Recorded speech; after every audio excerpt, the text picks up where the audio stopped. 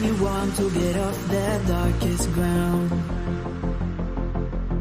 but gravity pulls you straight down. Earth from a bird's eye view. You should grow feathers and see this too. When you want to get off the darkest ground, but gravity pulls you straight down.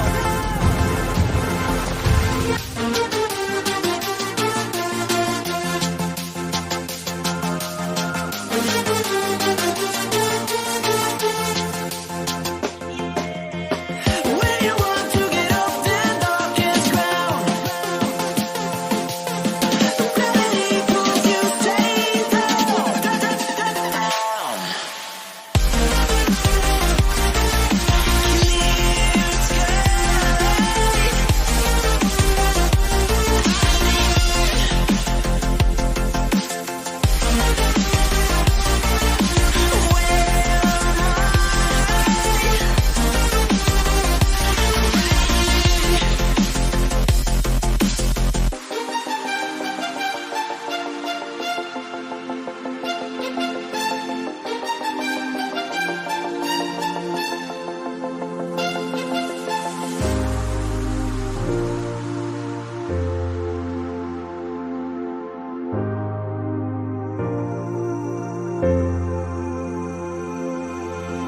When you want to get off the darkest ground, but gravity pulls you straight down. Earth from a bird's eye view. You should grow feathers and see this too. When you want to get off the darkest ground, but gravity pulls you straight down.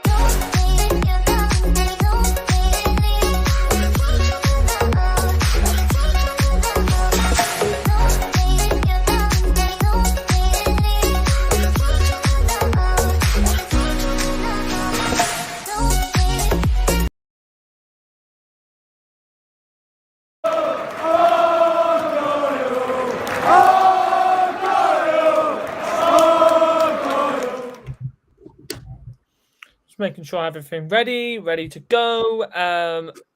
Got everything good. We're ready to go. Ow! Yeah. Hello.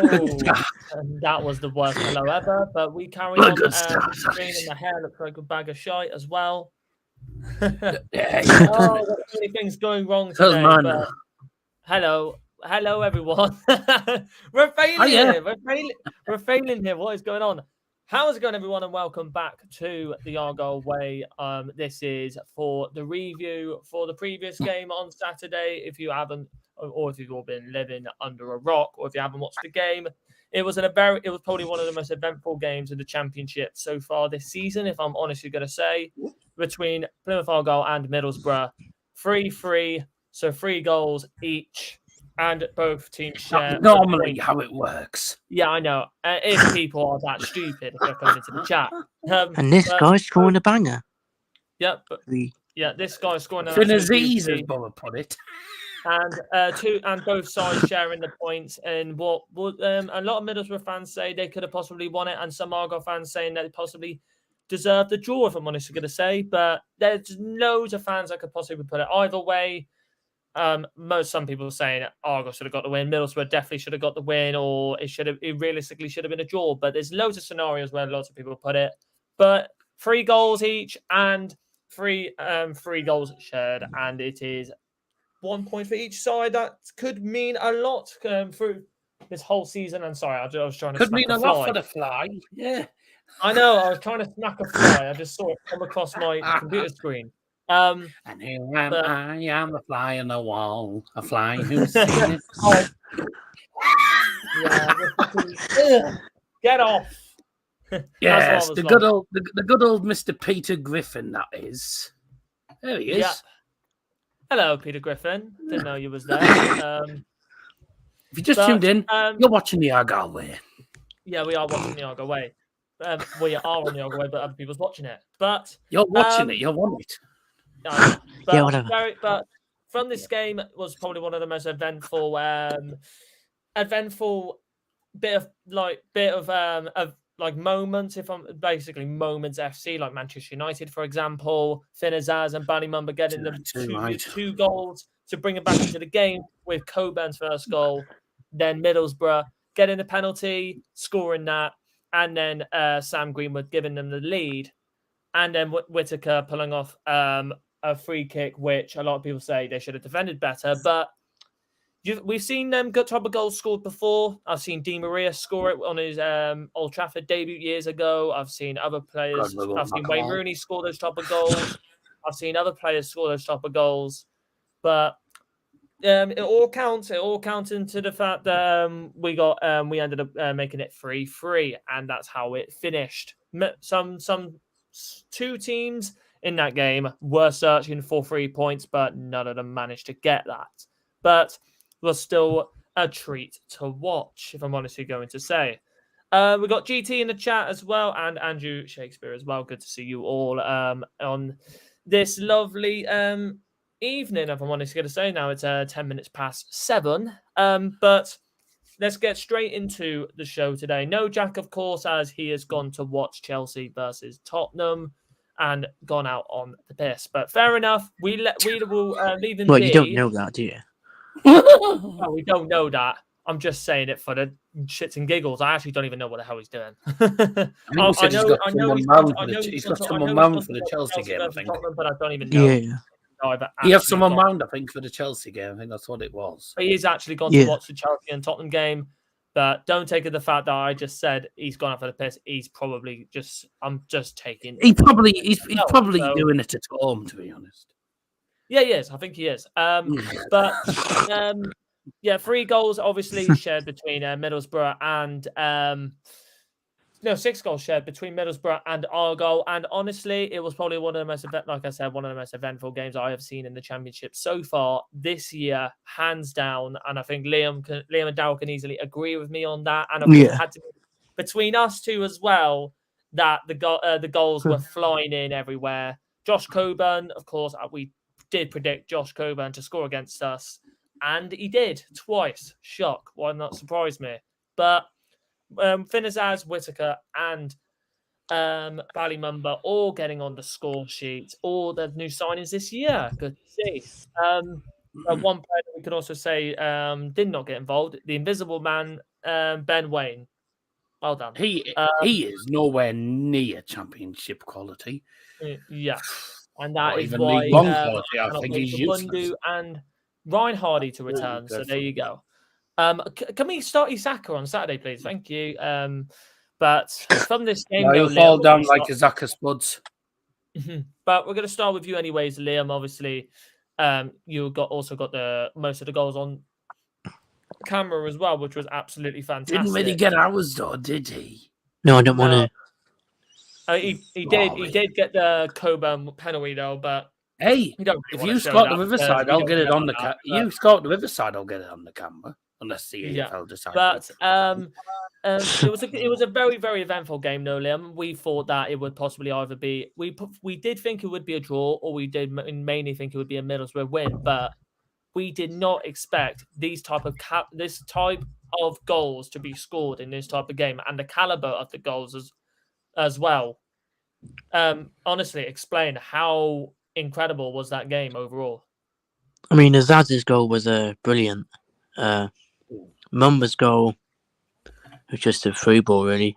It's well taken by Mumba, but it was a very good play overall. Kesler Hayden leading Kesler Hayden, the Middlesbrough players thought Kesler Hayden was going to get to ball. He leaves it through to Kundal, and then Finazaz leaving it to through balling it through to Ballymumba with a lovely finish. It was a very, very good play overall. And then the third goal for us, I mean, I don't know how Whittaker scored it, but he scored it anyway. But the Borough player jumping for the ball, he didn't really need to. Because then to be fair, if he'd have got a connection on it, he'd have either headed it away from penalty area or headed it out for a corner, most likely. So I see why he tried for it, but didn't get anywhere near it. It was one of those fluky free kicks, really. Yeah, but it was well taken anyway. I'll put that on the title. So I couldn't think of a title to put, so I just put that. Fair enough. So yeah. But honestly, in my opinion, is still a dazzling display from both sides.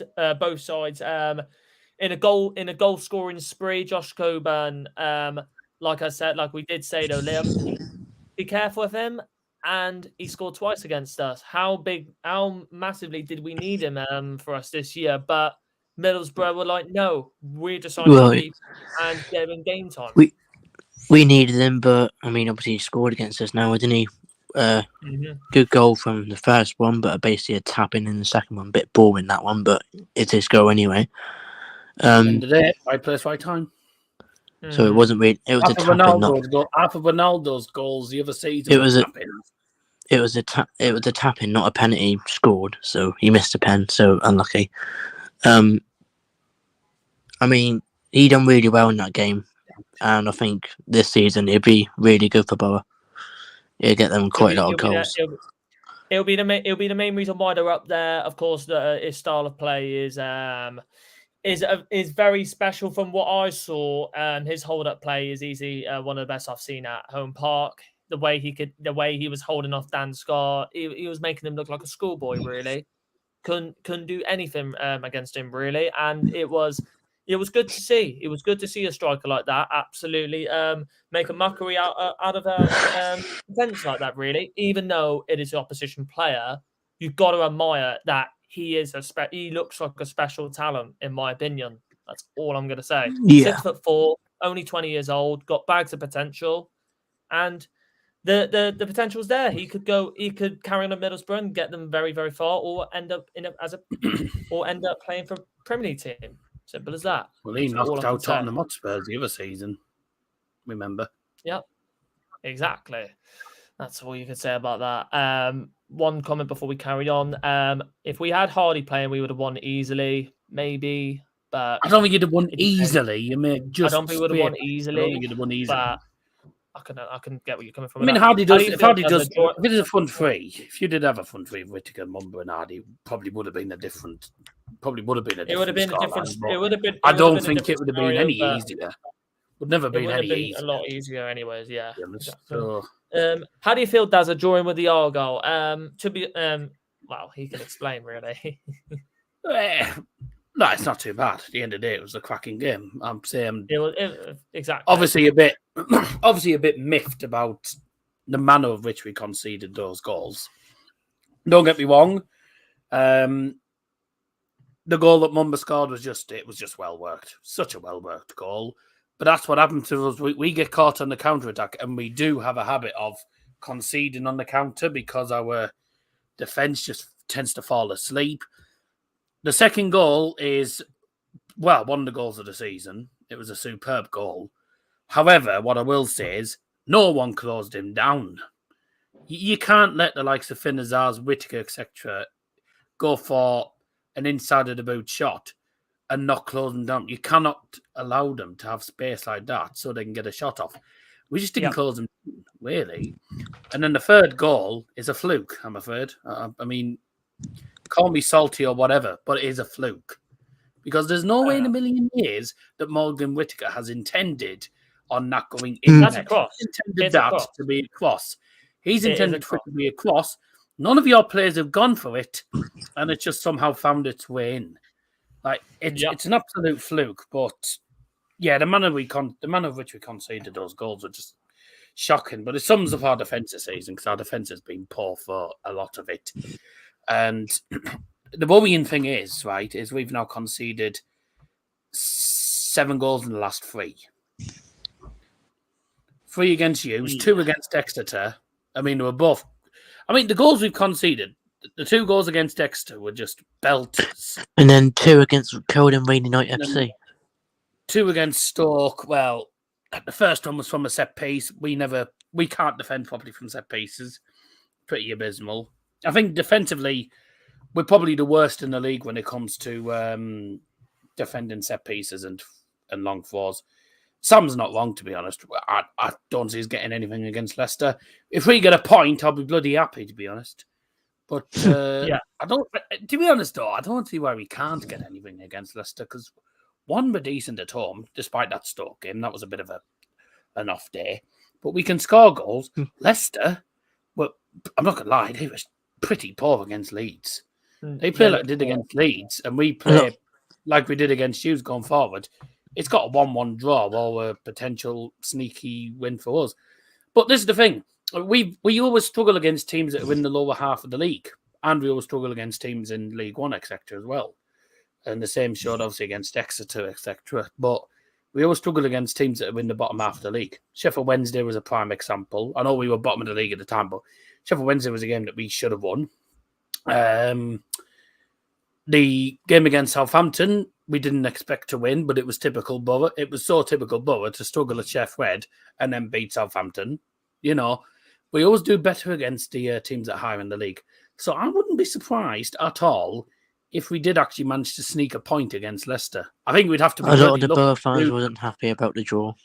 I've seen on Twitter. I know. Well, the only reason they're not happy about the draw. I'm sorry if you can hear fireworks. Is oh, don't worry about it. I've had it all week. I think the main reason why our Borough fans aren't exactly happy about it is not because that they were expecting 3 points, because we knew all along it was going to be difficult, and you can't underestimate Plymouth, obviously, especially when you are at home park, because you are very good at home. I didn't even realise that's the first time you've drawn at home in quite a while, actually. So since Fleetwood, yeah. Fleetwood, probably, yeah. And that was a cracking game. I mean, a lot of people have been saying it was a cracking game, and a lot of people who went to the game have been saying how kind and how good the Plymouth fans were and how friendly they were, you know. And, you know, it's all good. You know, the fans seem to get on well together, even though we probably couldn't understand a word that your fans were probably saying. So, because of the because of the Devon and the Teesside accents, when you're speaking to someone from Teesside, it's such a difficult. It's very basically the Cornish accent, if you want to put it.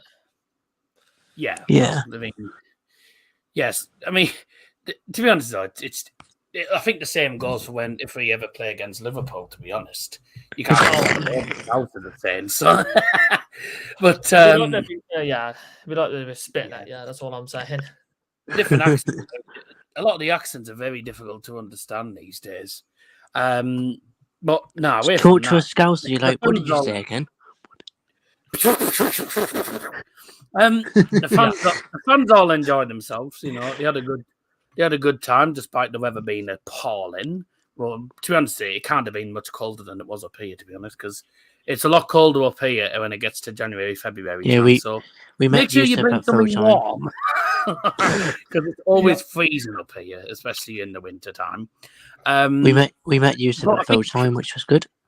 Yeah, I think the both fans mostly were just annoyed about the manner that we conceded the goals and the fact that we had so many opportunities we couldn't finish you off, and then we suffered the sucker punch by conceding.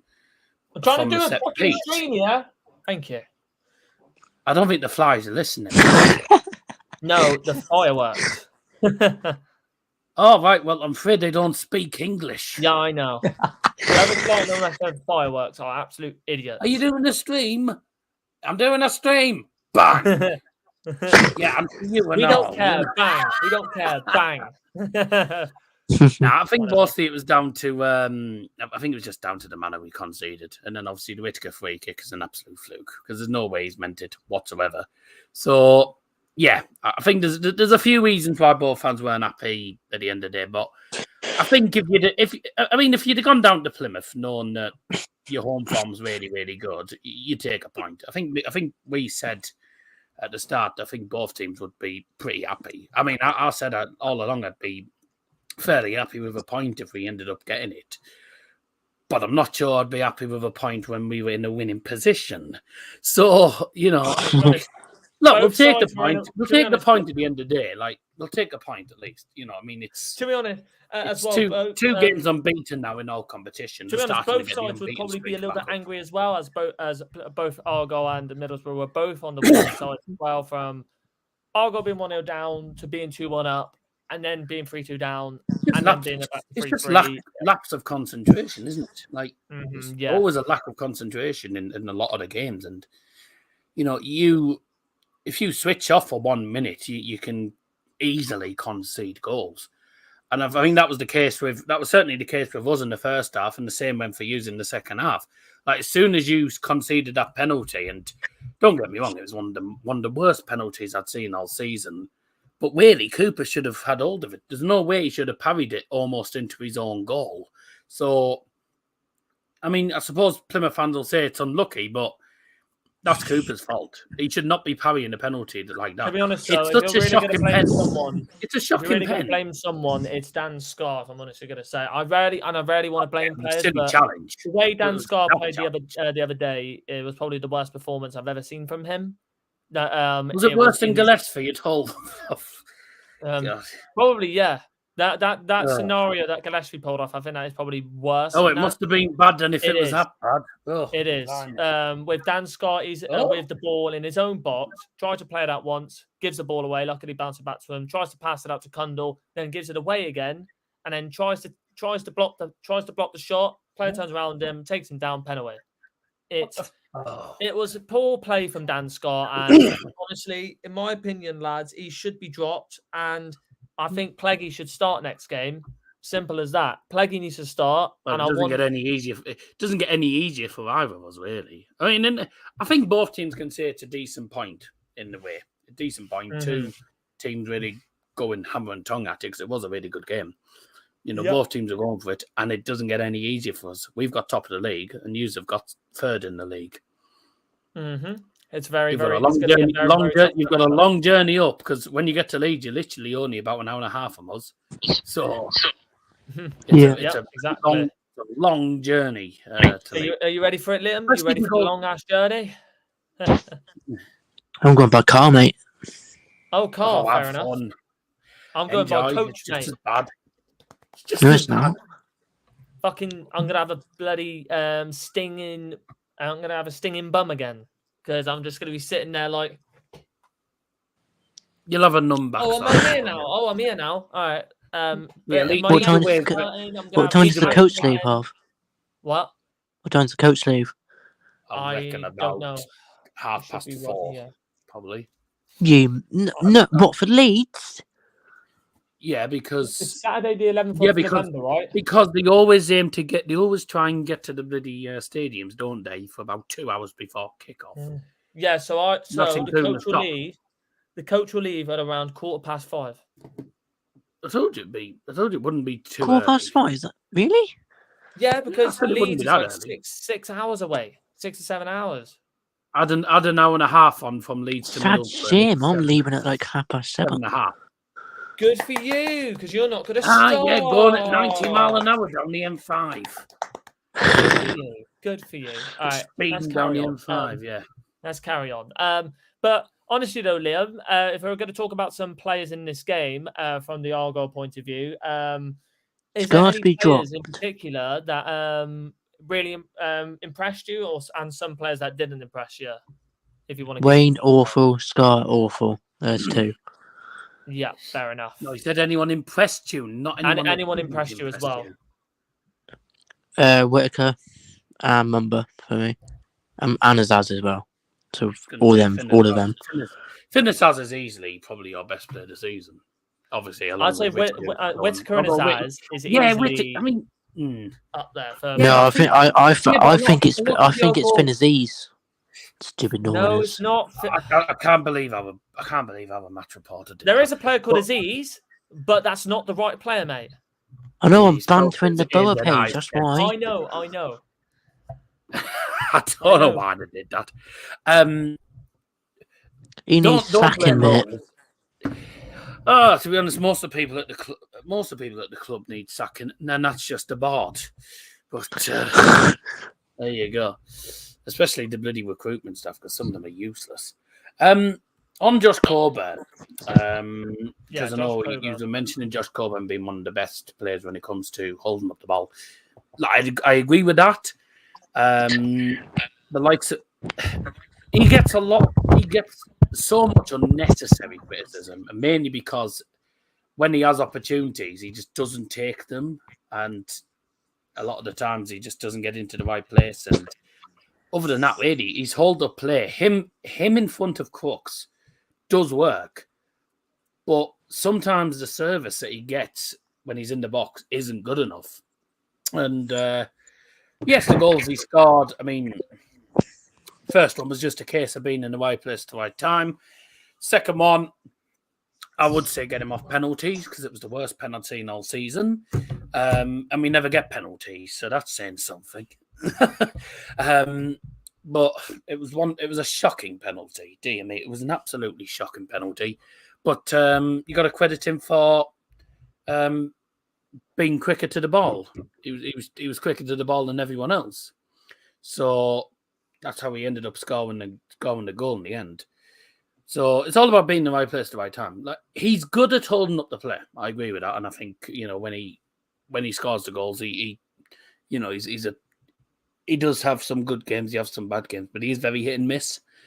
He'll have good and bad games. There'll be times where, yes, he's very good at the hold-up play, but his shooting's appalling. I mean, getting two goals, by the way, and not getting in the team of the week is a bit ridiculous. I know haters will say, "Oh, it's only tap-ins," but but how enough? I don't understand Michael Coop. I've said this to Liam earlier on. But yes, Michael Coop, Liam Cooper, I nearly said. Michael Coop, I was going to say, moved club, has he? I was saying to Liam earlier on Messenger that Michael Cooper gets into the team of the week. He saved a penalty. Yeah, he made a few saves. But he conceded 3 goals. I've never known a goalkeeper concede 3 goals and get into the team of the week. It's probably the strangest goalkeeper decision I've ever seen. It's the strangest decision I've seen. A keeper conceding 3 goals gets into the team of the week. I cannot understand it. Yeah. In a way, he did keep you. I mean, to be honest, Meslier should have got in there for the saves that he was pulling off against Leicester. Realistically, how did he not get in there? Come on. Like, if anyone else wants to. anyone else wants to say anything, because honestly, hang on a sec. Yeah, because honestly, Meslier should be in the team of the week, and it's a little bit ridiculous that the saves that he was pulling off against that save in the last minute against Leicester was a magnificent save, absolutely fantastic, and that should have easily guaranteed him a spot in there. And then they're like, well, Cooper did just concede off 3 topic, goals, by but the he way. did save a penalty, so he kind of deserves to go in there. Bullshit. Just off topic, by the way. Did you create this? Or No, did you I find this found it. online? My brother-in-law's found this online. Plans leaked for new stadium for Manchester United. Oh my god. Peter, you're a fraud. Doesn't seem to surprise me. I mean, it's not wrong, to be honest. He's not wrong. He's not wrong at all. It's like a circus at United. Yeah, it is. Harry Our Maguire owners- wearing a Our clown's owners are nose because he is clowns. one. You know? All of our staff are clowns. Our players are clowns. There you go. Right. Congratulations. Well, it's better than Liverpool's ground, isn't it? Silence when they score. Yeah, but look at our club, What's though, Liam. happening here? Stupid box. It could be worse. It could be worse. You get what I mean? But the best, Could be worse, could be team, Everton. the best team that we can support is Argyle, and it's our local. That's all I can say about that. They're our Liverpool's local, goal. and this is the team that Yay. we most likely support. Simple as that. No one else can say otherwise. I will say Plymouth fans were a lot louder than Liverpool. We were loud. We were loud. I've got to give respect to Middlesbrough fans for coming down from that far as well, and as well going to Exeter game. Liam kept. By the way, right? Well. By the way, was this actually the case, or was Liam just taking the pig? 'Cause he kept saying, "No, you I only." wasn't sing taking when the pee, you no. You only sing when you're winning. But to be honest, though, Liam, is that what most teams are like? Precisely. Realistically? I did say that. I said most Most teams teams are like do that. I've To seen be honest, loads of when teams we do it scored more. against Norwich, yes, they were kind of loud in most parts, but they were fucking quiet. I don't even give a shit what anybody says. They were quiet. Swansea, when we scored against them, they were quiet. They got shut up. They got shut up massively. Millwall, they were freaking awful. But hey ho. But to be honest, You get that a lot, though, with away fans. 1,600 fans. That's quite a lot still. I don't know how when we only allocated 1,500. I don't know. Very weird. I think they've miscounted and they've counted maybe they've counted Yusuf 3 times or something. I don't know. Someone's using a duplication glitch. I don't know how they got that. There we go. The But, duplication glitch. But I was saying with if Josh anyone Coburn, remembers. Coburn gets a lot of unnecessary hate. I mean, I'm not gonna lie, Coburn and Crooks is a number 10 and Coburn's a number 9. It does work, but I'm with most Boer fans. I much prefer having Morgan, Rogers, and Latte because they're so much more dangerous coming forward. They're much more dangerous going forward, the pair of them, to be honest, because you've got Latte with so much pace. And then you've also got Morgan Rogers, who's obviously a City youngster, actually, I think. I mean, he's got a bit of talent in him. Everyone's wanting Latte and Morgan Rogers to start. Or Rogers and Coburn.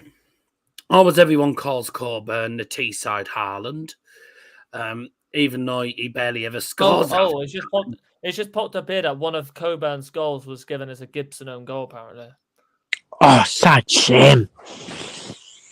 And that'll have been the first goal. That would have been the first goal, I think. Yeah. Yeah. From what I've just seen on Tough football, tits. It's going down as Coburn in my eyes. So there you go. It does look like. I didn't even know if it was Coburn who got it in the first Coburn place. goal. I don't understand that. Weird. But hey ho. We will go on to player ratings in a minute. So we will. We'll jump on to player ratings in like 6 minutes' time. Probably actually a little bit earlier than that. But if there's one thing that you would take though from this game, though, Liam, we're not gonna say draw, of course. But anything else that you would be happy about from this game that we could take to Leeds, like performance-wise? The attacking, personally, I think our attack's fine. It's just the defending, really. If we can fix it up, we can get a result at Leeds, but I don't see us getting a result, personally. Like I said, we really realistically should be starting Pleggy. I don't understand why we haven't. I feel like he's a better player than Dan Scott. No offense to Dan Scott, but I feel like Plaguey's got the experience, and I feel like as well that he is a much better player quality-wise overall, in my opinion. You saw that the last couple of weeks. He got man of the match against, I think he got man of the match against Norwich, if I'm sure. Man of the match against Blackburn. Like, why is he not? Where did you get him from again? FC Twente. Oh, FC Twente. Mm-hmm. Inexperienced in this league then, but well, obviously, like he's a continental player, and he was the main player that got him qualified for the Conference League, I think, as well. Fair enough. But honestly, he should be starting more. I don't understand, but it's just absolutely ridiculous. But we'll go on to player ratings now, as that's the main topic I wanted to talk about, of course. That's not true, because we played you in 2010 and we won. You're on about Bernie Slavin, you're going back 80s. I think that's pretty old. Did you know, actually, and I didn't realise until I saw this on Facebook, but your stadium was actually built with Middlesbrough steel. Didn't know that. Yeah, so the steel that was... So Middlesbrough's steel, to the Dorman Tower and the Teesside Steelworks, etc. The steel that came from there was what actually built your stadium, apparently. Don't know how true that was, but I did see something that said Dorman's Tower, Middlesbrough, 19, whatever. So I was thinking, so it was our steel that made your stadium. There's a history lesson for you. Mm-hmm. Yeah. The more you know, really. The more you know. Of course, as you can see on the screen, we've got the player ratings up, and like it shows there, Gibson did get from what I'm seeing there, Gibson got the own goal. I'm going to just put my cursor around it. There you go. So it's a little interesting one. Very interesting there, but it should have been a Coburn goal, if I'm honestly going to say. But hey-ho, we move. But obviously, like we do, player ratings from 1 to 10 and 6 being the average. And Liam can also get involved as well. Middlesbrough Stadium is built from Cornish tin, for God's sake. Is it actually? No. I was going to say. Are you saying we stealing it?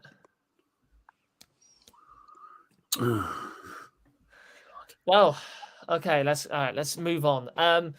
So the first player we'll start off with for the player ratings is Michael Cooper. Obviously, I think he got that high rating because of the penalty save, but it's a little unlucky. It did deflect back to Coburn's goal. He did pull off some. I think he did pull off some other saves in that game. I think particularly in the first half as well. He was involved in quite a bit. He did have a bit of action in the first half. But more importantly, though, Liam, what rating do you think he deserves? And what? 7.5, just due to the... Well, apart from... Big drop. What's his rating?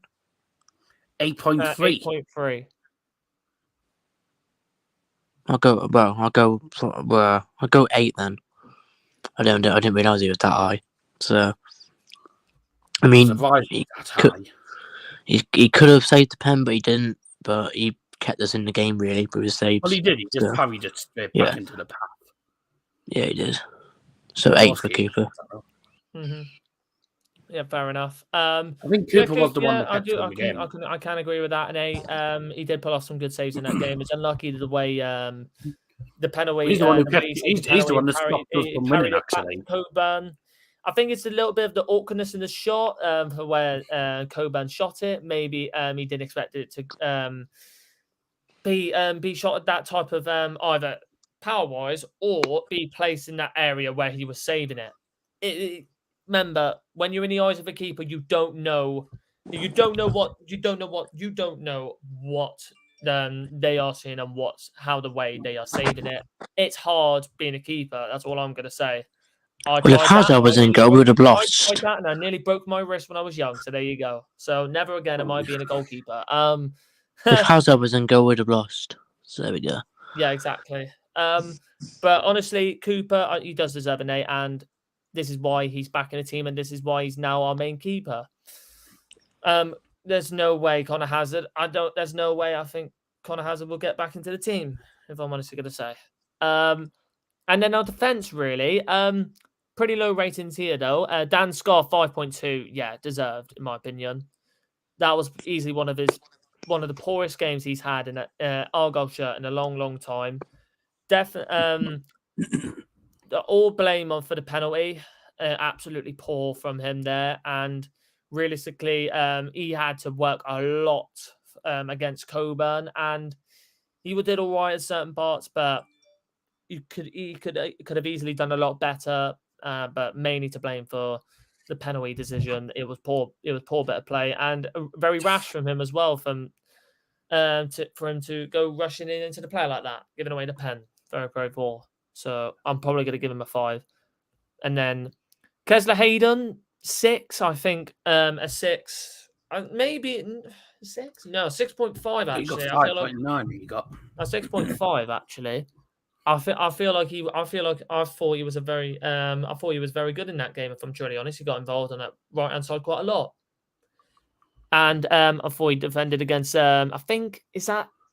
He defended against Sam Greenwood. I mean, yeah, Sam Greenwood. I think it was Mikael Miller who was defending against Isaiah Jones. I think I might give Miller a pretty high rating. To be honest. Yeah, he'll have had a tough game there.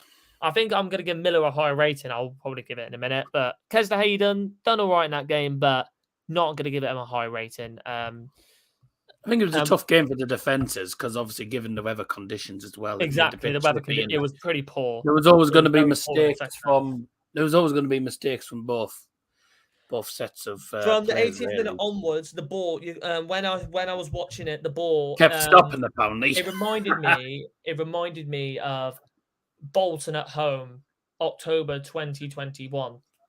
Do you remember that game? That bad then. When Ryan Broom scored the best goal ever, if you remember it, Liam. It was the worst goal I'd ever seen. Yeah, but that's how basically the ball was stopping so quickly as the pitch was so wet, and it was honestly the ball was traveling very, very slowly, and there was not good traction at all. It was very, very poor. The rain was absolutely poor. It was absolutely pouring it down. That's all I'm going to say. Absolutely pouring it down. And luckily, if it was earlier in the game, I think it might have probably got called off. Simple as that. I think it probably would have got called off. Should have missed a few ball fans. Yeah. Next player, Gibson. I thought he was all right in this game. I thought he was a little bit more comfortable than Dan Scar, but still, obviously, he got given the own goal there, so probably will drop his rating down a little bit. But he was better than Dan Scar in this game. I think 6 is fair enough. Football did actually get a rating right there. Miller, right. I thought he defended against Isaiah Jones very, very well in this game, if I'm honestly going to say. One part where Isaiah Jones did get through, but for the rest of the game, I thought he was all right.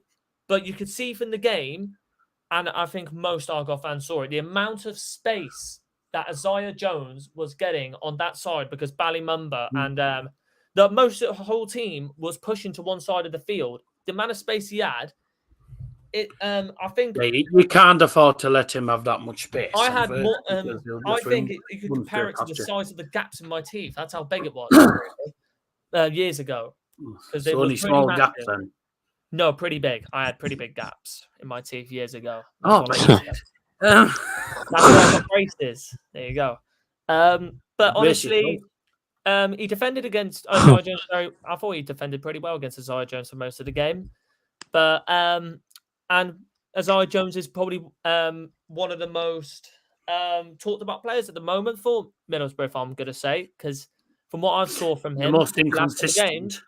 From what I saw the last couple of games, he excited me, to be honest, and he got me worried for this game. But Mikael Miller done his job well. I'm going to give him a 7.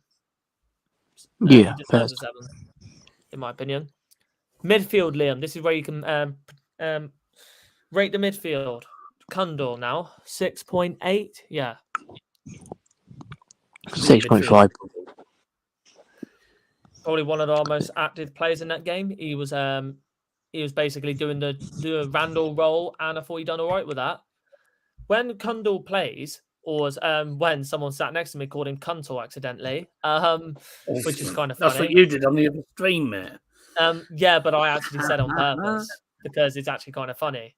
But he accidentally said it. But Luke Cundle as well.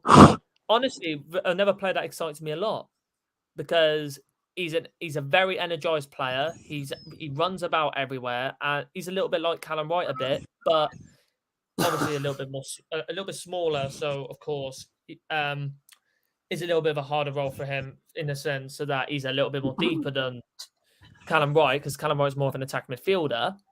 But Cundle plays very, very well in that midfield role, next to Houghton and the Zaz. And I probably agree with Liam 6.5, but I thought he did get involved in the game quite a lot. And then Houghton, probably one of our on-form players this season. And as Jack said, his player of the season so far, deserves a 7, played well. Very, very, very consistent performances over the last couple of weeks. Deserves it. Finish as Liam. What are you giving him? And he got given an 8.8 and man of the match here. I'd go 9. Reasons why as well?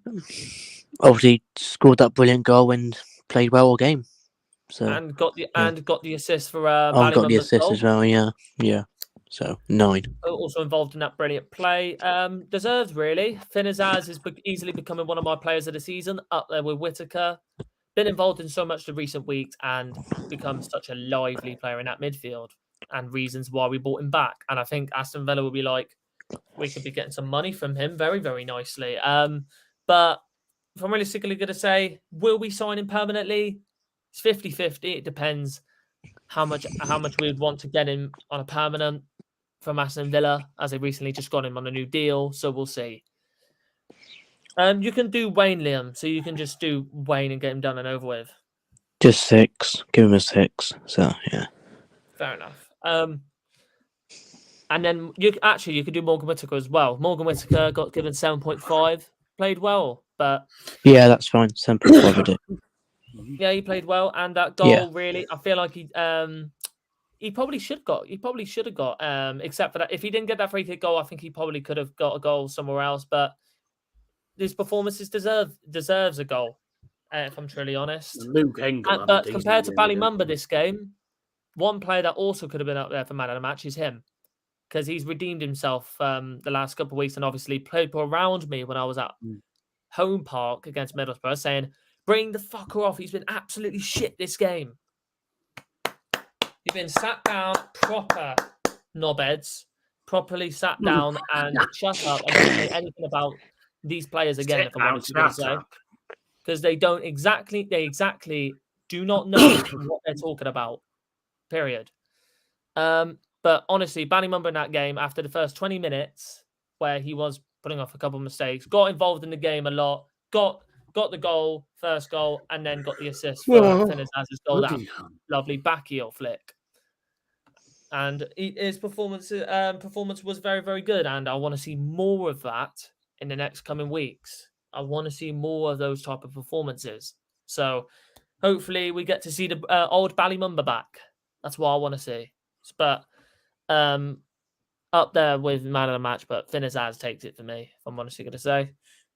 But then the 4 players that came on, Adam Randall and Plagazella did come on. Plaggy did come on to make it a free back.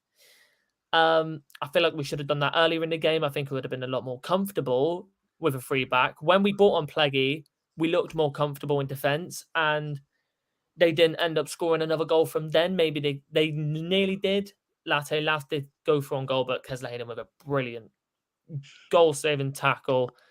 But honestly, Plaggy came on to basically just defend for most of that game. And then Randall as well, replacing Cundle. I think it was Cundle. No, it might have been somebody else. Let me have a look. 65th. It was the 65th. Oh, it was Ballymumba. Fair enough. Yeah, both deserve around a 6. And then Callum Wright. Good to see him back, but 6 again. But it's amazing to see Callum Wright back from injury. And then Freddie Zaka, another 6 as well. And good to see him making his championship debut at the age of 17. I think he's 17. Yep, 17 years old. mental. Good star coming through our ranks, and it's good to see that. But you get to rate Schumacher, Liam.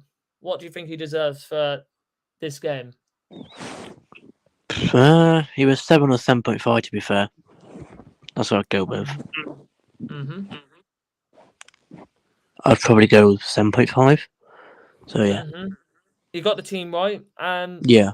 he did get the team right. Obviously, not having Bundu and Hardy is a bit of a shame, but what can you do with an injury like that? But fair enough, Yeah. and he got it right. He did get it right. If we had probably a better striker, maybe we could have pushed for more than a point. But what can you do when you are struggling for injuries? And that's football for you. That is football for you. But obviously, talking in the sense of Middlesbrough ratings, though, Darryl can say a couple of players that he thought was good in the game and maybe man of the match for him from Middlesbrough point of view. I'll start by saying Senny Dieng had an absolute shocker. Some of the positioning was, some of his positioning was just diabolical. The positioning for that free kick was awful. He reacted far too late. The second goal is nothing you can do about it. No keeper stops facts. It's a superb goal.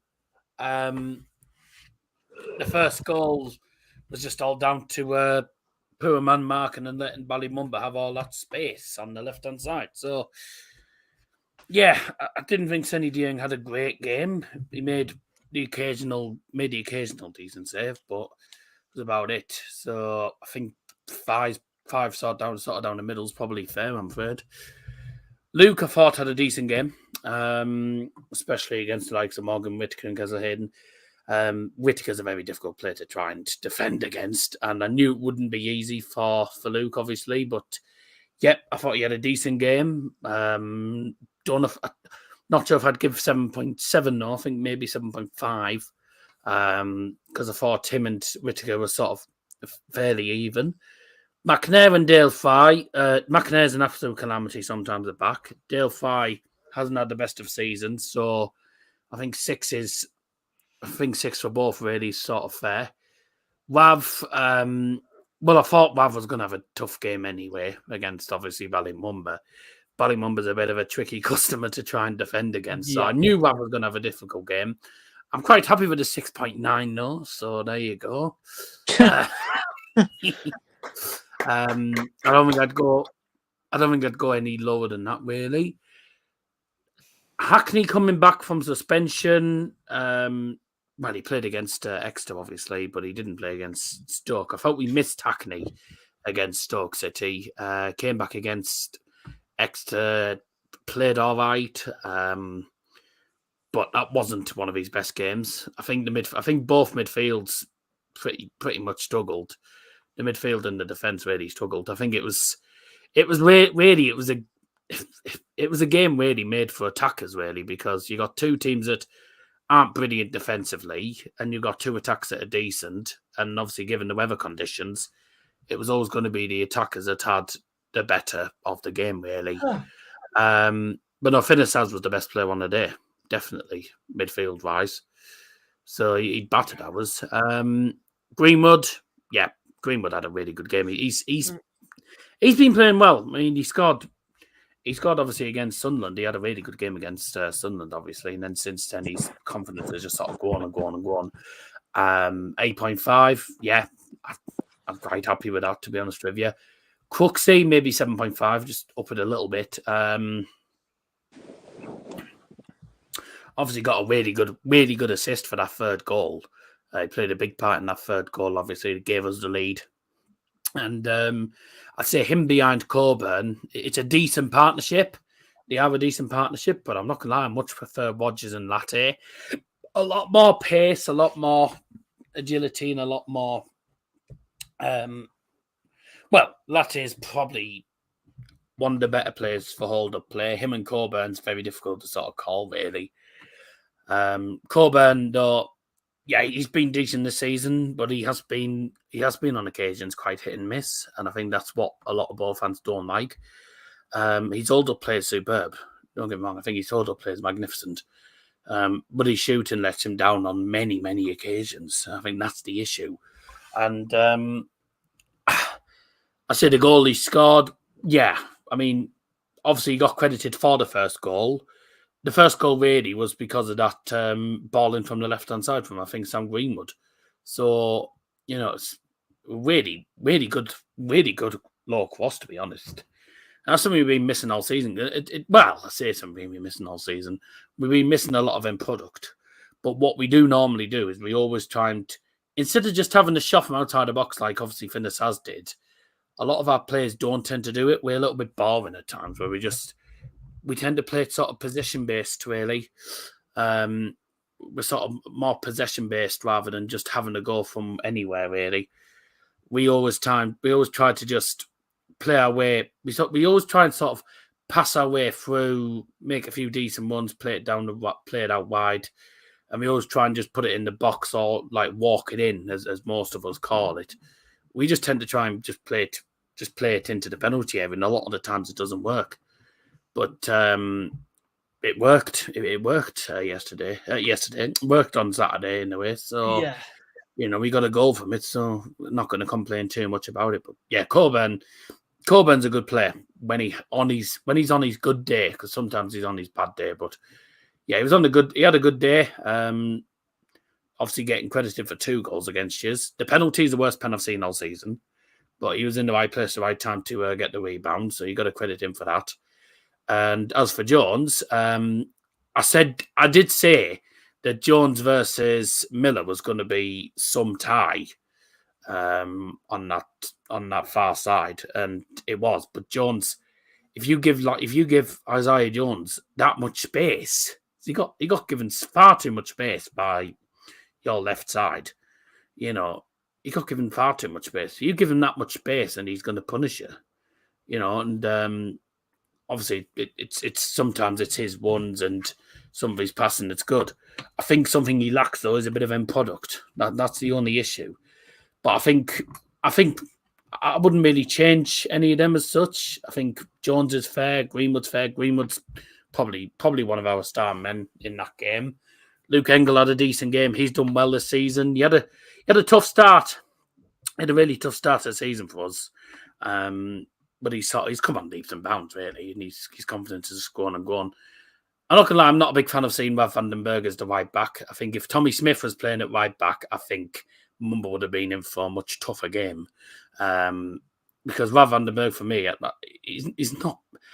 Like, Rav's decent, but I'm not a fan of him as a right back, really. I don't think he's more of a right back, to be honest with you. I think Tommy Smith would have been a lot better, but obviously he's out for most of the season, obviously. And then obviously, if Riley McGree was playing, by the way, it wouldn't have been... I don't think Matt Crooks would have started. If Riley McGree was playing, it would have been very difficult. Riley McGree, yeah. I think the same goes, really, if you had Ryan Hardy, would have been probably a completely different game. Exactly, yeah. But my only criticism for Carrick, he takes far too long to make subs.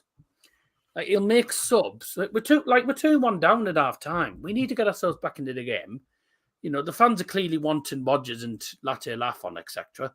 He brings them on with 10 minutes to go. What are they meant to do in less than 10 minutes in a game that's been very, very difficult for the entire game? Like, it's been a very difficult game, and then you're bringing on Latte and Rodgers with less than 10 minutes to go. Yeah, exactly. No, he takes far too long to actually make any substitutions, and that's my issue with him. He needs to make these substitutions a lot earlier than that. But at the end of the day, we got a decent point away from home. We showed a lot of character coming back from obviously 2-1 down at half time. I said to Liam at half time, I said we might be drawing. I said we might be losing, but we always turn up in the second half. So don't be surprised if we turn it around. And we did turn it around in the second half. But to be honest, the way we conceded the goals was shocking, though. But defensively, we're just appalling. If we can sort out the defence, we'd be much higher in the league. Exactly the same for us. Exactly the same for us. Our defence in that game was poor as well. But if I'm honestly going to say, the attack was the main thing to look at in that game. If I'm honestly going to say, the attack was the main thing to look at. It's a good game for attackers, but it's difficult for defenders with the weather conditions, of course. Exactly, yeah. Well, terrible conditions.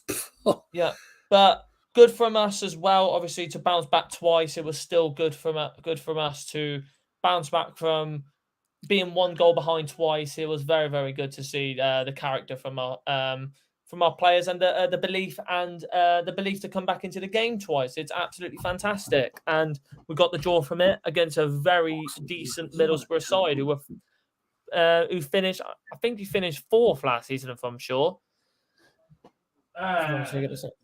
He finished 4th last season. Yeah, but we've made a few changes to the team since. Obviously, Akpom is the main. If Akpom plays, if Akpom was actually still here, we'd have had way more points. Because he was the main reason why we got to the top 6. You know, yeah. He's starting to score loads of goals now for Ajax in that as well. He's gone to Ajax and he's done now to them, really. He's starting to score now. He scored twice the other day. Yeah, 3 goals and 2. He scored 3 goals in 2 games now. So he's starting to crack the code now. It took him a long time. I think also we've got to remember is Chuba Akpom's only been coming on for like 1 minute. He's not been getting enough time on the field. What do they give the subs ratings, by the way? Sub ratings. Let's have a little look before we get to prediction. No more than 6. Silvera didn't get a rating because he came on in the 85th. Morgan Rogers. Sammy Silvera is a very creative player, but does also do me heading because he tends to miss so many sitters. Another player that we was interested in as well, Silvera. Those 3 players I'd have bought them on so much earlier. I would have probably bought. They brought them on when you got it to 3-3. I'd have bought them on at. I'd have bought them on at about. Of course, I'd say it's 69 minutes, but I'd have bought them on about 69, 70 minutes, well before you've even got that free kick, which led to the equaliser. That's what I can say if you about bring them our on defence as well. And then your defence capitulates, we can finish the game off there. We should have realistically bought. He made those subs so late. By the time he made them subs, it was literally 3-3. And then you haven't. But that's why I can realistically say he should have made the subs so much earlier. And then if he makes them earlier and they get opportunities, that's good night. Do you agree with that though, Liam? We should have bought Pleggy on earlier in the game. Yeah, definitely. I'm surprised you didn't start him. After it got to 3-3, I thought we was the more likely team to win it anyway. So, of course, because you had the momentum. Obviously, we had the momentum and we had the advantage. You did put us under a lot of pressure. Goal and having the belief. Put us under a lot of pressure despite us having more opportunities. Let's say both teams had quite a lot of opportunities. I mean, could easily have been 5-5, if anything, really. Yeah. When you had chances, you were rather clinical. Obviously, shots as well. Whittaker did score that free kick. You were pretty clinical. Whittaker had a block there. I don't know how we had a shot there. There's no way we had 11 shots on Houghton. To be honest, that shot from Houghton in the 90th plus third, that did the Young struggled to hold that one. I remember that shot. Callum Wright, I don't remember that one. This one from Mumba. Mumba should have scored that one in the 3rd minute where he tried to run around the keeper. He should have scored that one, actually. Oh, yeah, I saw that. That should have been a goal from Mumba, to be honest. Yeah. It should have been a goal. Other ones that we could possibly mention before. The way we played against you, then we should beat Sunderland at home if we can play that well against you. I feel like we could possibly get a result against Sunderland. Definitely. You will be. I've said all along, right? I don't think you'll beat Bother because I think we'll play well, and we did. We played pretty well, certainly in the second half. Maybe not the first half, but we played well certainly second half. And Sunderland. Yeah, Sunderland got a win against Norwich. Oh, what a shot! Norwich are looking like a relegated team at the minute. They look awful. Oh, we're going to be talking about Norwich in a minute, so don't worry about that. Norwich look absolutely awful. Yeah. So I wasn't surprised at all that Sunderland got a win against. Time for player rates. Not time for player rates. We've already done player rates. Time for predictions. I don't think. Yeah. Anyway, if I'm honest, you won't get anywhere at Leeds. You were saying about Sunderland, though? If you can get a goal, if you get a goal at Leeds, take it, because I think that's all you'll get. I don't think you'll get a win. Yeah, there I think at all. so. Yeah. Neither are I think you. I think Anyway, they'll not beat good you, enough. to be Yeah, honest. exactly. They'll beat Marcus, you, he to is be not honest, good enough for us. at Leeds. They beat both of us, mate. Sunderland, you'll win. I'm saying it All now. right, predictions now, lads. Let's see You'll beat them. where we got with predictions. Obviously, the first one, it was played on This was Friday a disaster, night. ladies and gentlemen. Let's a very move big on. shot at the King Power Stadium, Leeds stealing a 1-0 win in the grass of Rotten as well. Leicester City at the King Power. Brilliant result. And it really put the cats amongst the pigeons with that one, really, if I'm honestly going to say. Also, Ipswich have a game in hand, and it's at Rotherham. So make that and it's at 38 Rotherham. points. Yep. And it really does blow this wide open, really, for maybe battle for second and potentially third place Leeds maybe coming back into it. Southampton maybe as well, but there's a lot of the season to go yet. But like a lot of people said, it's only November. Fair enough for saying that, because I know Leicester are 11 points in front, but I feel like they could possibly still have in their hands. I don't know who they've got left to play in their first half of the season. So I will have a Well, look they've got at us them. on Saturday Yep, there you go. You've got at the them Riverside, Saturday. and I think I tell you what, Yeah, I'll tell you something, right? If we come away with that game and we actually beat Leicester City, oh my God, be one of the results of the season. That results of the season, yeah. Be one And of the hopefully biggest they results do, of the season. Marcus. Hopefully Ipswich do batter Rotherham, because that would be great. That'd be great for us, really. Well, no, there's not many of us. Yeah, there was a few Ipswich fans. Tottenham's winning already. Sorry but for that notification. Tottenham are winning already, are they? Yep. Yeah, good. Dejan We did Kulusevski. we both did Kulusevski on FIFA. Brilliant. Good. But predictions wise, I think everyone put a Leicester win. Jack would have been watching it if this TV box decided to work. But yeah, everyone put a Leicester win. We need Spurs to win anyway, though. Yeah.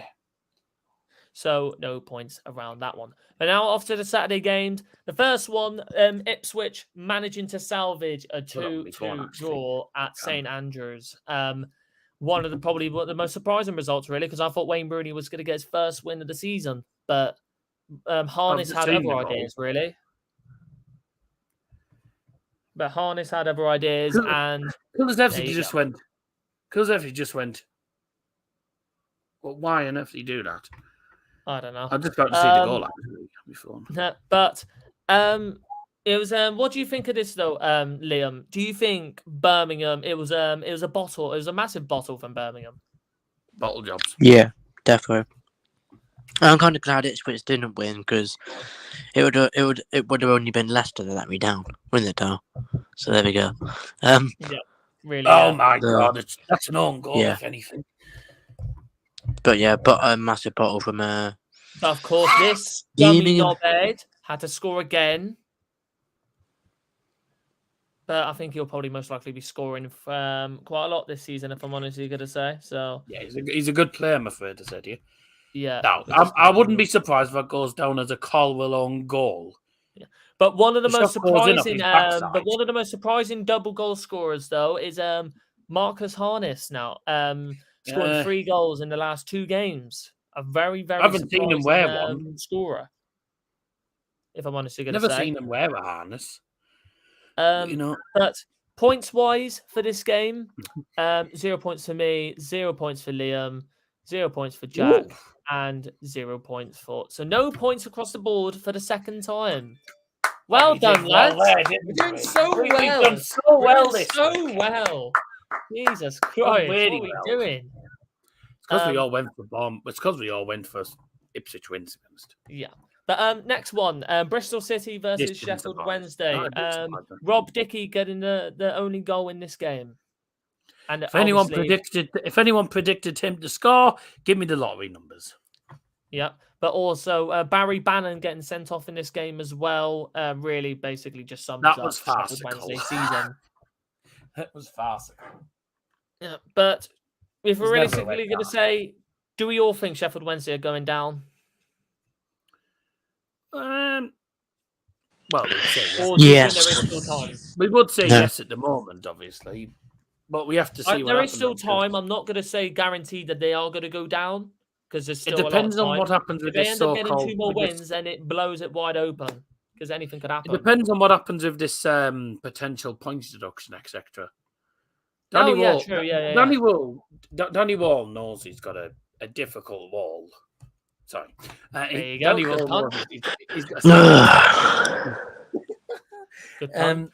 he knows it wasn't meant actually, but no, he knows that it's going to be a very difficult job for him because you're taking a team that's in a very, very bad situation financially as well.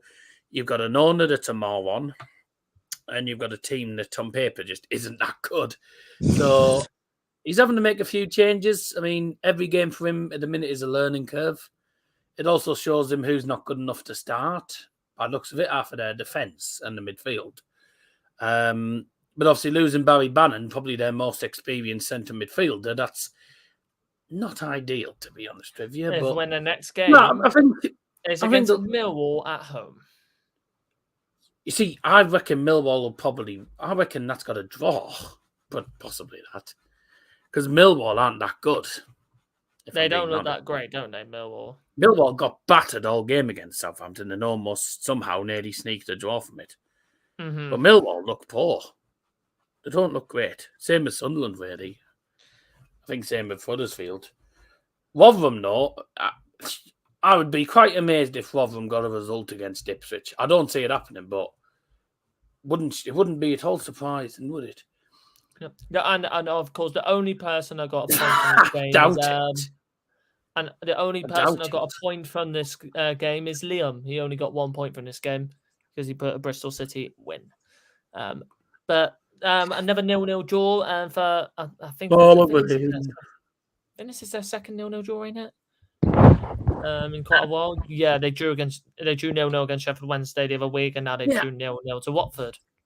I'm surprised. I had Watford to win this. Oh, shock! They're playing their 6'9" striker now. Of course they are. God. 6'9" striker. Yeah, he's 6'9". He played against us last year for Wimbledon. Oh, is it? I bet that's Kyle Hudlin. He's 6'9". Yeah, that's only because he's got 2 inches of hair. Yeah, exactly. That's probably why he's in the team now. That's probably why he's in the team. And they're playing a 5-back as well. Fucking hell. Well, we can't say much because we kind of play a 5-back, but with a tall Looks like striker it was one of those well. games that just both defences just cancelled each other out, really. Can we just say that Huddersfield could be down there? Could be down at the fighting for relegation. We could get a result against them personally in January. What a Well, save! we beat them at home. So You should be. We beat them. We at drew home, it on them because we were poor. Where's Karoma gone? Like, is he injured? I was going to say something, but I was like, nah.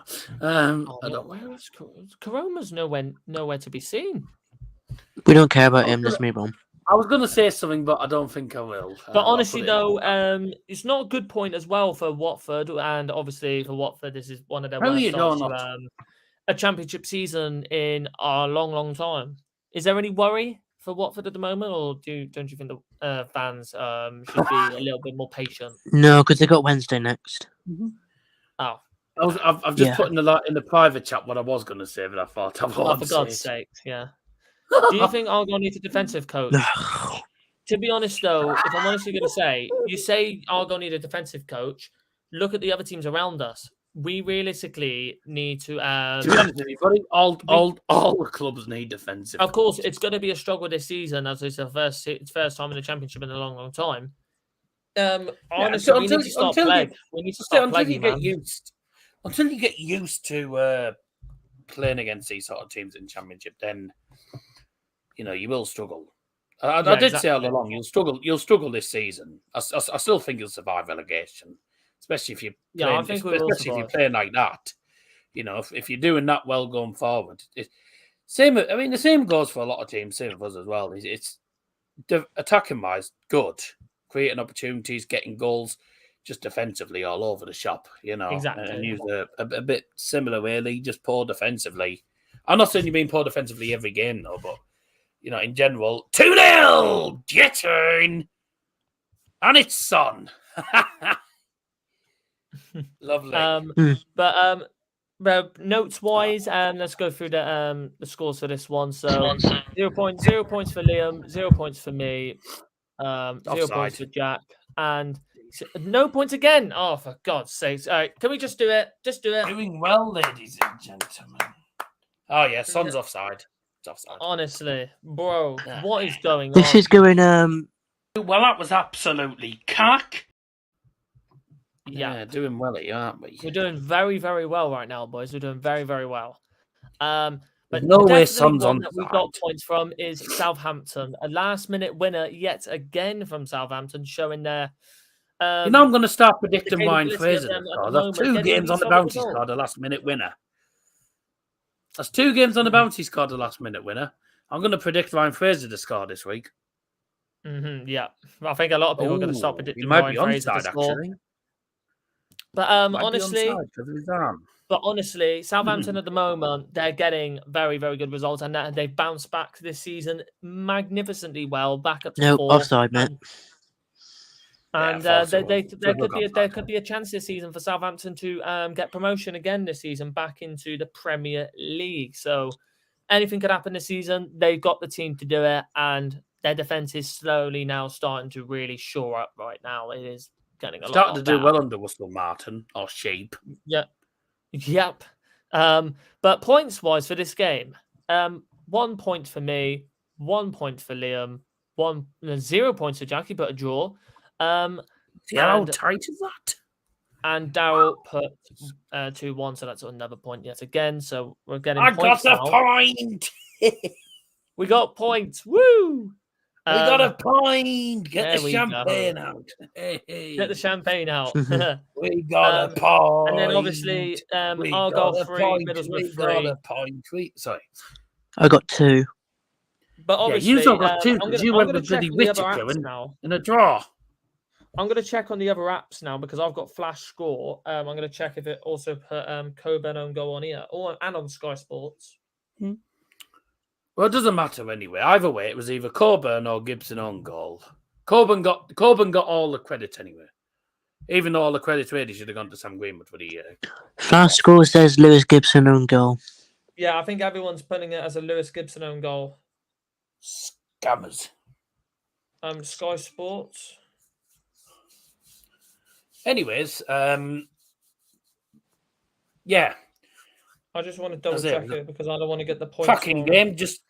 Cracking game. I said it would have goals in it. Lewis Gibson on goal, so I have to take a point. Jack said 0-0, and I said there's no way that this is going to be 0-0. We've got 2 teams that can stop and 2 teams that can't defend. I said all along. Like when Jack said, "Oh, I've got 0-0," I'm thinking, "No, you're going to go 0-0." Like neither team can defend, and both teams know how to score. This has goals written all over it. Yeah, didn't see this coming, man. But points wise, I had to lose a point because Coburn's goal was now turned into a Lewis Gibson own goal. So from 3 to 2 for me, but still 2 points is decent enough. Liam got 2 from the Whittaker goal and draw on top of it. Jack got 2. Jack got 2 because he put Whittaker to score and a 0-0 draw, and then Darryl put 2-1 Burrow and Rogers to score, so no points. So fair enough on that. Preston 3, Coventry 2 is another game that sorry, that was my phone there. I love that. Text alert. Preston winning. I've now bounced back with a win after it's been stuck on this for 5 or 6 games without a win. They have finally got a win, and it's against Coventry, and they are now back getting wins again. But obviously they are back in the top 6 now. I didn't think they were actually in the top 6, but they are back in the top 6 now, and their team is playing very, very well. Got to give them respect where it's due. Ryan Lowe is doing a pretty decent job. Points wise for this one though, let's have a look. So 2 for me because I put Holmes to score and a Preston win. Liam with 0 points.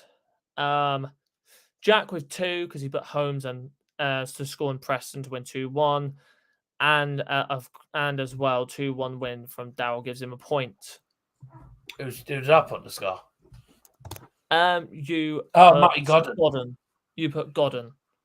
Yeah, there you go. Can I say about it? This had the most farcical penalty decision ever by Anthony Taylor. That comes on, then it comes with starting up. Nothing comes out. Nothing else comes up. So if it doesn't sort it out, man. And the next game, and this is very, very good, positive result for us. 1-1 draw between Rotherham and QPR, basically showing that these two will be involved. That I think possibly could be involved in a relegation scrap this year. Both teams don't look that good. Both teams don't look that good, but for the matter of the game, the point favours Rotherham. Got a result. QPR got a result, but, yeah, it does. We're still 6 points in front of the bottom 3, which is still good for us. I put a 1-1 draw, I think, if I'm sure. You did, yeah. I did. 3 points for me. Thank you. 3 points for me. Happy days. Then Liam put 2-1 Rotherham, so 0 points. Jack put 2-0 Rotherham, so 0 points. Okay. And Tom Wedge. Darryl put 1-0 Rotherham, so 0 points again. So I was the only one that got the score correct. That comes up next, isn't it, for half an hour? And then 2 0-0s in a row. Stoke, Cardiff getting a 0-0 draw, and Swansea, Sunderland getting a 0-0 draw. We're going to go through these pretty quickly as anyone both of these. Points, please. All of Sunderland these teams really. Penalty as well. No, Swansea missed a pen, wasn't it? Yeah, Swansea, yeah. Yeah, bloody annoying. Mm-hmm. And that's against Bowen at Scarlet as well. Yeah. It's not really not really a good result for Sunderland. If they reach 2 points top, 2 points top for the Magnums. Oh, I need to turn off alerts. I'm sorry that I just shut myself there. Hello, sheep. But points wise for both of these games, if we're going to look at both of these games, 0 points for both of these games for Darryl, so he got no points for both of them. Jack got 1. Mainly in particular the Swansea Sunderland game, he put 3-3. Stoke he put 1-0, so point. Right, Liam, so he puts 3-3. He puts 3-3 for Sunderland, then 0-0. He puts 0-0 for us, and it's 3-3. Exactly. Should have put them the other way around, mate. And for Liam, 0 points. Oh, for fuck's sake! What? 1-1, and it's dinosaur arms. No. What a cackle. Dinosaur. Was it a penalty? For me, I get 1 point because a terrible goal. Oh. I get 1 point because I put Sunderland Swansea 2-2. And then the next one, West Brom 3, Hull City 1. Oh, good, it's spot on. Yeah, I had 2-1. Correct result for Liam, and West Brom back into getting wins. I think it's and fair to say Hull City back to getting wins. This is their third win in a row now for West Brom, and it's really now starting to become a very, very Hull's got positive atmosphere at the moment. Yeah, they'll win Huddersfield, but I tell you what, they didn't half, by the looks of it, miss Village in that game. Yeah. Village's playing. Who's West Brom got next? Let's have a look. A team. They've got Southampton away. Southampton. Bye. Bye. Well, I wouldn't say bye, really. They're 5th and 4th. I would. They won't win there. Oops. Chelsea's goal got disallowed.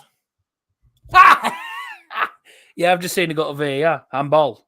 By the looks of it. Yep. Hang on. Are they giving it as a foul? What? Handball. It just popped up on my phone because I've got. Oh yeah, it's handball. What a sad shit. But points wise for this game, way, Darryl let me know with 1 point because he put a West Brom win. Yep, I went 2-1, and then Jack he got 1 point because he put West Brom win. Liam got 3 points for getting this correct, Amondo, and I got 0 points. So there we go. In the last not game, it was a say about Monday. West Brom. You say about West Brom on really good form. That's their next Yeah. fixtures. Oh dear. Yeah, but to be honest, when you look at Those West Brom, 5 they have games are played very well in the difficult. last 3 games. Difficult Plus- games there. Saints away, Ipswich at home, Cardiff away, West Brom away, West Brom away. And then the Leicester final at game home. this week was between Blackburn and Norwich. Difficult. Norwich and under so much pressure now, Yeah. and obviously their manager David Wagner and so much pressure on his shoulders Yeah. after. Oh, going- Stop doing that! Yeah, Scotty B loud. called him something. Scotty B was calling him something different. I'm not going to So say it. loud. David. But now this game, with this loss, this is now their 8th loss in their last 11 matches, which is absolutely poor from Norwich. That's what Scotty was calling him. And this is their worst season in a long time. A long time. And Gabriel Sara did end up getting the goal at the end. So I think some people did actually put Sara to score on the predictions. So it does end up getting points. Just a comment here, just about this is to do with Plymouth. Don't think Ben Waine is good enough at this level. I did say that, didn't I? I said I don't think Ben Wayne's good enough. Don't remember him doing anything in the game. Dan Scarr was a good honest player, but has been caught out in recent games of costing mistakes. Dan Scarr's been costing you. Well, he definitely cost you that game, and trying to think. Oh, he costed us against Ipswich. He cost you. Yeah, he cost you. Didn't he cost you Ipswich's game as well? Yeah, the goal. He's cost you the last 2 games, really. Then again, would you rather him or Macaulay Gillespie playing like he did against Hull? No, get Plaggy in. And he was absolutely appalling. So he has to get Plaggy in. Honestly, but I think the issue is like you're gonna have to put up with Ben Waine for most of the games because I don't see Schumacher starting Azaka anytime soon because he's only young and he's only sort of just getting. Yeah, but we have seen Ben Wayne's not good enough to be. Ben Wayne isn't a good enough striker, but he's the only one you've got. The thing is, though, we've done it with Cooper. This is the reason why. This is the reason that if we didn't start him against Blackburn years ago when we was out of keepers and they were all injured, he wouldn't have become the player that he is right now. This is the main reason why he's here playing for us and then becoming our main keeper because he made his debut at the age of, what year was it, Liam? What year did he make his debut? Was it 2018, 19? Something like that? Because he's 24 now, and I think he was Not sure. He was around 1918 when he made his debut. And since then, he's been our main keeper. You've got to throw him in the deep end. Sometimes you've got to throw him in the deep end. Sometimes you've got to throw young players into the deep end, and they will shine. Some players do shine, some players don't. But honestly, I want Isaka to start. You never know if you don't try, you know. Yeah, exactly. But I don't see Schumacher starting Isaka anytime soon, to be honest. I really want him to start playing, and I just really hope that Schumacher does the amount of potential that he has. Simple as that. Points-wise, though, for this game, because I haven't actually counted the points. 1 point for me because I put Sara to score. 0 points for Liam. 0 points for Liam. 1 point for Jack. Didn't I put Sara? Yes, you did. 1 point for you. Oh, good. Hey! Yeah, you've had a bad week as well. I know. There we go. You haven't done much better this week. Since Tottenham's goal, no shots for Spurs. Lol. We've got the points, and I'm going to calculate them now. Here we go. In last place, me. But Norwich right now, whilst we're calculating that, honestly, how much trouble? This is a question for both of you. How much in trouble now are Norwich? What a how goal. How much big trouble do Norwich have on their shoulders right now? Because at the moment, there's a lot of pressure on Liam. There's a lot of pressure on the Norwich players and the Norwich manager, David Wagner. I don't feel sad. To be honest with you, Norwich are just poor, and I don't see them beating Cardiff either. To be honest with you. So what a shame! Caicedo's just scored a very good goal but it's been given as offside again, apparently. Someone must have been offside or something. Oh, for God's sake. Oh, they... Are they saying it's because it... Oh, does he get a touch on it and he's in an offside position? I mean... Oh, my God. So they've had 2 goals disallowed for offside. All right. Well, Points-wise, we have got the points. But obviously, last place is Harvey England because he didn't put his points in. So... Oh, I wonder how many points he got. It says on here, Harvey England, points, DSQ. How many is that? Disqualified. Well, I mean, we're talking about Norwich. I said it to him the other day. But talking about leaderboard, and if you don't want to count Harvey England in that, talking about last place is Darryl with 4 points. So talking about Norwich, this guy's be very happy about that down.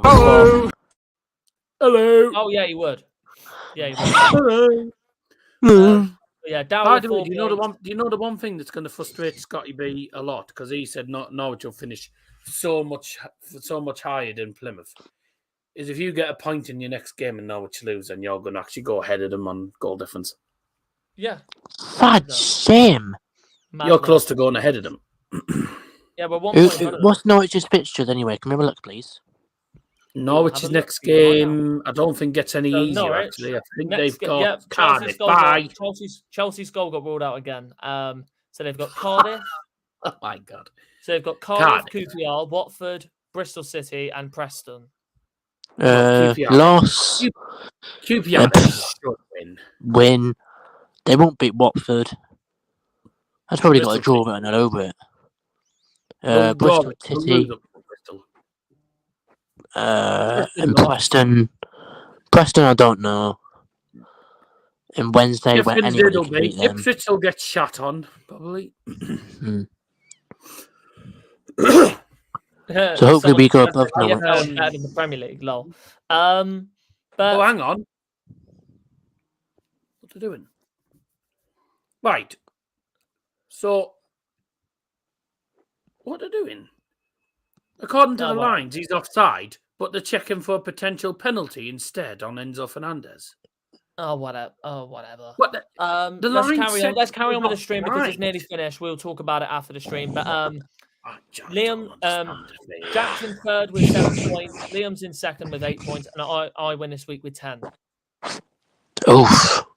Fair enough. It's a poor week, but I still managed to get the win, which is kind of surprising, really. Yeah, Liam won the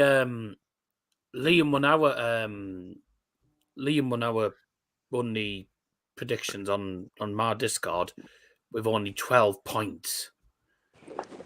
And second place was 10. And that's saying something. That shows how bad. There was 8 of us in it. At least you haven't got a 3-way tie. Michael Oliver's going to check for a penalty here. He's oh my God! I want to watch this game. VAR is absolutely stupid. Yeah, but honestly, anyway, good stream though, everyone. 1 hour and 33 minute stream. It has been absolutely brilliant for you all to come on. Thank you all so much for jumping on, and it has been obviously it's great to have Darryl on representing Millwall and Millwall. And the Millwall? Sorry, not Millwall, Middlesbrough. I got Millwall stuck in there because of Mill. Dumb shit.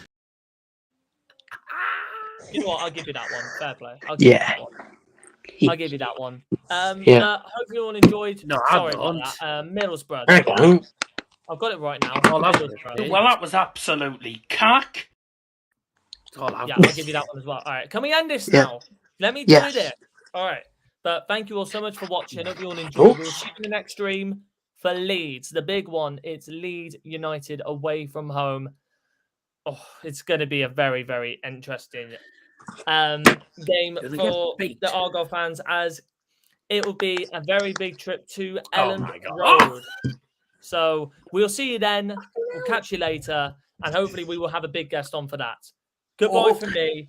From these two. Just before we go, Romero's been sent off. Sad shame. I know. And save it for after the stream. See you later.